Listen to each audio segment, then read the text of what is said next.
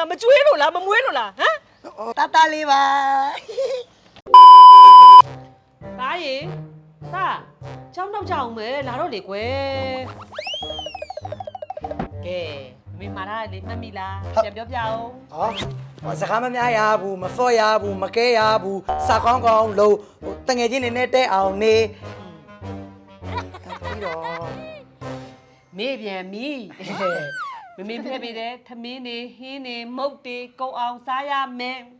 အော်ဟုတ်တယ်အမေသွားရမယ်နော်ကဲသွားအရင်မစောနဲ့နော်မဆုံးမေစိတ်ချတော့တာမေသားပြန်လာပြီမေဟဲ့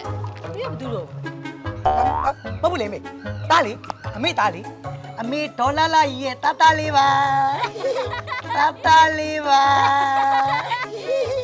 ငါเจ้าကိုလွတ်လိုက်တော့တနခါအဖွေးသားတန်တန်ရှင်းရှင်းနဲ့လွတ်လိုက်တာလေအခုကြည်စမ်းပေတလူခါစုပ်ပြတ်တက်ပြီးတော့ကိုလီချမ်းလာသလားအောက်မေ့ရတယ်ဘယ်လောက်တောင်နေစော့လာလဲပြောစမ်းတာမစော့ပါဘူးမေကလည်းတိတ်စမ်းစက်ကြော်ရာလှမ်းကြည့်ရင်တော့မလေးနေစော့တာကိုမြင်နေသိလား